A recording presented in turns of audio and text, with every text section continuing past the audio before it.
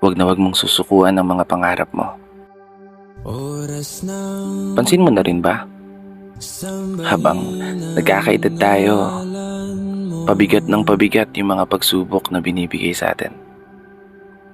Habang namumulat tayo sa realidad ng buhay, pahirap ng pahirap yung mga pasanin. Tipong kapag di ka nagtrabaho, wala kang makakain. Kapag hindi mo sisipagan, hindi ka papalaran. Habang tumatanda tayo, mas lalo nating nauunawaan yung tunay na kahulugan ng buhay. Gamit ang mga karanasan na nagpatibay, nagpahina, at sumubok sa ating katatagan. Mga karanasan na nagpapatunay na walang madali sa mundong to.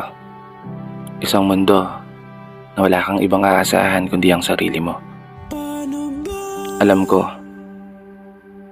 kaya ka rin ng karamihan na maraming gusto. Maraming pangarap, maraming mga plano. At marahil, iniisip at inaalala mo rin kung paano mo magagawang ipanalo yung mga laban na palaging humahamon sa iyong pagkatao. Kasi gaya mo, minsan ko na rin pinagdudahan ng sarili ko. Magagawa ko ba? O kaya ko ba? Paano ko ba haharapin yung mundo kung palagi na lang salungat sa gusto ang binibigay ng kapalaran? May mga araw na pakiramdam ko mas lalo lang akong pinapahirapan. May mga panahon na hindi ko maiwasang isipin, bakit punong-puno ako ng kamalasan? Dahilan para araw-araw kong maranasan yung hirap ng buhay na ayokong maranasan.